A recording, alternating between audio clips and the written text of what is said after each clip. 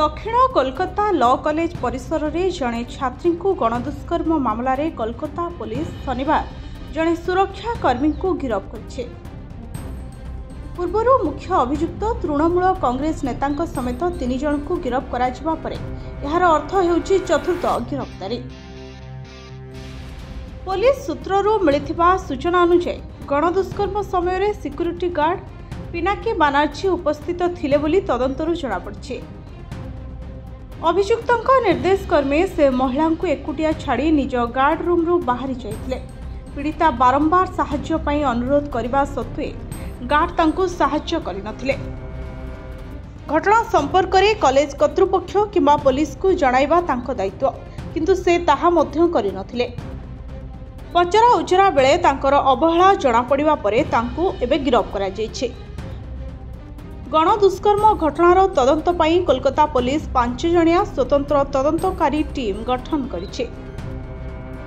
एही मामला समग्र पश्चिमबंग आलोड़न सृष्टि करिछि एवं शासक टीएमसी और बीजेपी एही प्रसंग में मुहांमुही होइछन्ते। गत 25 तारिख में मुख्य अभियुक्त कॉलेजर तृणमूल कांग्रेस छात्र परिषद यूनिट्र पूर्वतन सभापति तथा टीएमसी छात्र संगठन दक्षिण कोलकाता शाखार सांगठनिक संपादक मनोजित मिश्र 25 वर्षीय छात्री को सिक्यूरिटी गार्ड को कोठरी घर भितर घंटा घंटा धरी दुष्कर्म करथिला।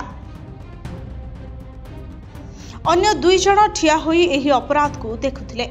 शुक्रवार एही घटना सामना को आसिबा परे साधारण रे तीव्र उत्तेजना प्रकाश पाइछे।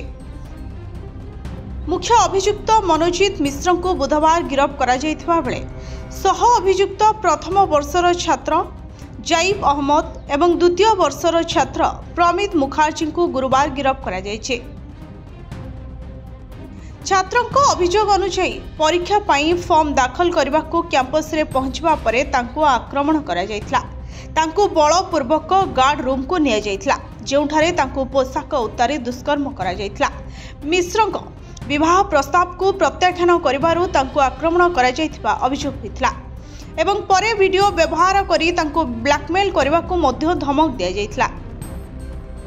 डाक्तरी माइनारू दुष्कर्म अभियुक्त प्रमाणित होइथिबा बेले तांको देहरे कामुड़ा चिन्ह एवं नख आंपुड़ा चिन्ह थिबा पुलिस कहिছে। पीड़िता को मारपिटा करा जायथिबा मध्य जଣା पड़िছে। Kolkata national medical college and hospital ले डाक्तरी परीक्षा मध्य करा जायथिला। Bureau report STTV Odia.